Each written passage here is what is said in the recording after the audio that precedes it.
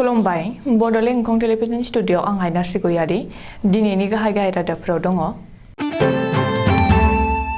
क'क्राझाराव गोबांथार बिबांनि हाथियार बोखांदों। संक्रान्तिनिफ्रायनो रायजोआव गोब्राब अखा हागोननि इसारा एलार्ट जारि। फिसा आरो फिसायखौ गारना आलफा उदाङाव हाबनो थांनाय आइजोखौ हमबाय। सनारियाव बिस गोनां मैखुन जाना 4 सुबुंनि जिउ खहा। गुवाहाटी पौरसभा बिसायख'थिनि थाखाय बिजेपिनि इस्ताहार फोसावबाय। राजस्थाननि उनाव गुजरातआव धोरोमारि हिंसा, सासेनि जिउ खहा। गुजरातआव केमिकेल फेक्टरि बेफ्रुनायाव गासै 6 लेबारनि जिउ खहा। करिमगन्जआव हाब्रां गिसिखानायजों सासे सुबुंनि जिउ खहा। दानिया फैदो आबुं रादाबाव।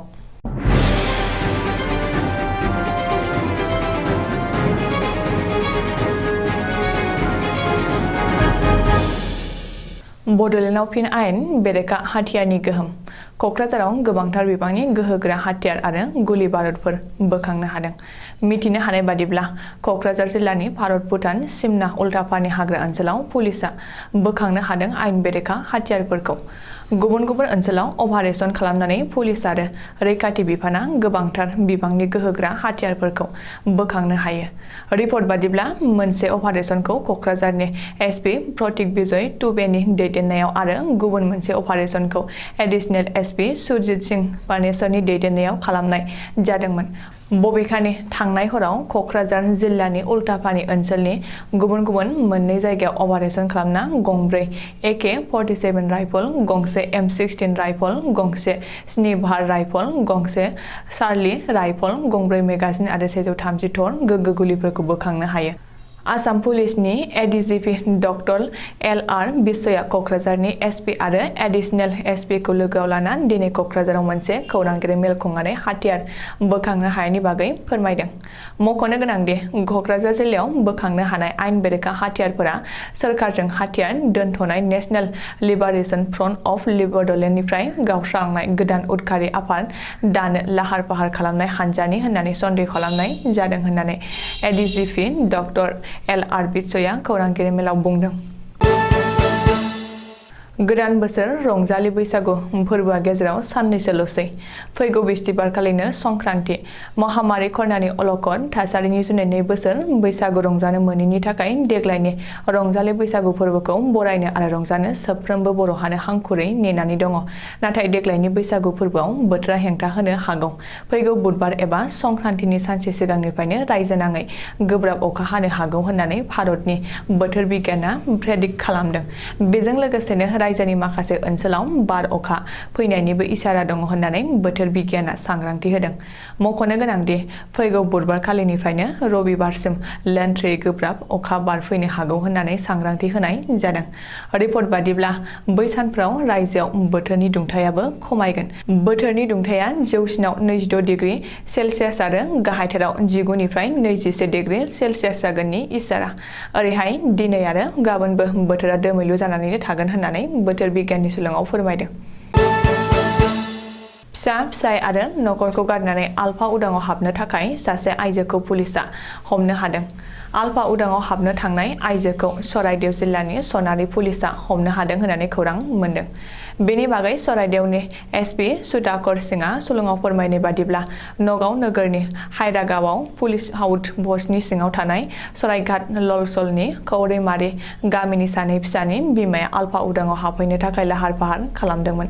बेल' नङा, सराइदेव जिल्लानि आसाम नागालेण्ड रायजोनि सिमा ओनसोलाव नमतलायाव थांनानै नागालेण्डआव थानाय आलफा उदांनि केम्पआव जइन जानो थाखायबो आइजोआ थांदोंमोन। नाथाय बिनि बागै खौरां मोननाय लोगो लोगो सराइदेवनि एडिशनेल एसपि अमिताभ बसुमतारीनि दैदेननायाव जर'खायै सिग्रोमनानै नामथला ओनसोलनिफ्राय आलफा उदाङाव हाबनो थांनाय आइजोखौ हमनो हायो। बबेखानि बे खौरांखौ सुजुनाय समहालागै आइजोखौ सनारि थानायाव जेरा खालामगासिनो दं होननानै मिथिनो हादों। सनारियाव बिस गोनां मैखुन जाना नखरसेनि 4 सुबुंनि जिउ खहा। सनारिनि 2 नं लालटी पटार गामियाव सानै खुदियाजों लोगोसे 4 सुबुङा बिस गोनां मैखुन जाना मैया जिउ गोमायो। जिउ गोमानाय सुबुंफ्रा थांनाय 7 एप्रिलनिफ्रायनो देहा फाहामसालियाव फाहामथाय लागासिनो दङमोन। बिस गोनां मैखुन जाना नखरसेनि 4 सुबुंनि जिउ गोमानायजों लोगोसे गुबुन 4खौ डिब्रुगड़नि आसाम मेडिकेल कलेज हस्पिटालाव दासिमबो फाहामथाय होगासिनो दं आरो बिसोरनि देहायाबो गाज्रि हालोदाव होननानै मिथिनो हादों। रिपर्ट बादिब्ला बिस गोनां मैखुन जाफ्लांनाय नखरनि सोद्रोमाफोरखौ थांनाय 7 एप्रिल खालिनो देहा फाहामसालियाव थिसननाय जादोंमोन। जिउ गोमानाय 4 सुबुंखौ फारियै रिमा कार्माकार 35 बोसोर बैसोनि, जानकी प्रजा 32 बोसोर बैसोनि, अजय कार्माकार 10 बोसोर बैसोनि आरो सयनिका कार्माकार 8 बोसोर होननानै सुलुङाव मिथिनाय जादों। मोनसे समायना गुवाहाटी सोरजिनायनि थांखियै बिजेपिआ पौरसभा बिसायख'थिनि इस्ताहार बेखेवबाय। गुवाहाटी नोगोरमानि हेंग्राबारियाव थानाय गाहाय मावख'आव दिनै गिबि मन्त्रि डक्टर हिमन्त बिश्व शर्मा, बिजेपिनि आफादगिरि पबेश कलिता, मन्त्रि अशोक सिंहाल, बिजेपिनि माखासे एमपि, एमएलए आरो दैदेनगिरिफोरनि बाहागो लानायाव दिनै बिजेपिआ गुवाहाटी पौरसभा बिसायख'थिनि इस्ताहार बेखेवो। रिपर्ट बादिब्ला गाहाय मन्त्रि नरेन्द्र मदिनि पलिसि बायदि गुवाहाटी खोला-सानजा एसियानि फालांगिरि मिरु खालामनायजों लोगोसे गुवाहाटी नोगोरमायाव हान्था मेलानि राहाखौ जौगाखांहोनाय, लोंग्रा दै जगायनाय, दैबानानि जेंना सुस्रांनाय, हानि मोनथाय होनाय बायदि माखासे आयदानि सायाव खामानि मावनो थाखाय बिजेपिआ इस्ताहाराव फोसावदों। राजस्थाननि जयपुराव धोरोमारि हिंसा जाथायनि थाखाय जयपुर जिल्ला बेंगिरिया कारफिउ फोसावनाय लोगो लोगोनो गुजरातनि दाब दाब जायगायाव हिन्दु मुसलमाननि गेजेराव धोरोमारि हिंसा जाथाय सोमजिदों। गुजरातनि हिम्मत नगर, कामपाट आरो द्वारकायाव रबिबारखालि राम नबमीनि समाव माखासे इस्लाम धोरोमनि दुथांफोरा हिन्दुफोरनि सायाव गाग्लोबदों। पुलिसनि सुलुङाव फोरमायनाय बादिब्ला कामपाटआव 65 बोसोर बैसोनि सासे सिनाय मोनै सुबुंनि गोथै सहबो मोननाय जादों। साबारकान्ता जिल्लानि एसपि अजित राजनआ खौरांगिरिनि सिगाङाव फोरमायदों दि आथिखालाव जाथायनि उनाव पुलिसआ थासारिखौ एसे कन्ट्रलाव लाबोनो हाबाय, नाथाय अब्लाबो गासैबो मोजां नंजोबा। गुबुन फारसेथिं हिम्मतनगरआव उदखारिफ्रा लामानि मटर गारिफोरखौ बुख्रेबनानै खहा खालामदों।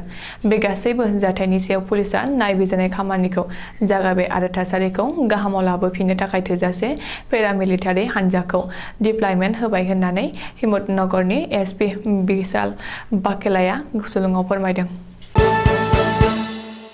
गुजरातनि राजथावनि गान्धीनगरनिफ्राय 275 किल'मिटार गोजान बरुच जिल्लायाव दाहेज इन्डास्ट्रियेल एरियानि गंसे केमिकेल फेक्टरियाव हरखाबै ब्लास्ट जानायाव एबा बेफ्रुनायाव गासै 6 लेबारनि जिउ खहा जादों। बरुच जिल्लानि एसपि लीना पेट्रलिया खौरांगिरिनि सिगाङाव फोरमायनाय बादिब्ला बै जाथाया समबारखालि अखानायसि फुंनि 3 रिंगासो समाव जादोंमोन। बे जाथायाव 6 सुबुंनि जिउ खहा जानायनि अनगायैबो रावबो सुबुंनि देहाफोरा जोखोमफोरबो जायाखै। आथिखालाव पुलिसआ गासैबो 6 थैनाय लेबारफोरनि देहाखौ पस्टमर्टेम खालामनो थाखाय देहा फाहामसालियाव दैथायहरबाय होननानै मिथिहोदों। अदेबानि थैनाय सुबुंनि मुंखौ पुलिसआ खोन्थानो हाथ'वाखै। बराक सेरफाङाव थाद'नाय गैयै जुब जुब अखा हाबाय थानायनि थाखाय हाया रुयखांनानै हाब्रां गिसिखांनायाव सासे सुबुंनि जिउ खहा जादों। मख'जाथावदि करिमगन्ज जिल्लायाव कन्स्ट्राक्शन साइटआव सानजौफुनि 1 रिंगासो समाव हरखाबै जावना दोननाय हा दामोला सिखांनानै गोग्लैसिननायाव जायगायावनो सासे सुबुंनि जिउ खहा जादों। हा दामोल गोग्लैसिननानै जिउ गोमानाय सुबुंखौ करिमगन्ज जिल्लानि बदरपुर थानानि सिङाव थानाय मालायदिघिपुरनि अलाउद्दिन होननानै सिनायथिनाय जादों। दायो जिउ गोमानाय सुबुंखौ पस्टमर्टेमनि थाखाय हाफ्लं सिभिल हस्पिटालाव थिसनथाय होबाय होननानै पुलिसआ मिथिहोदों।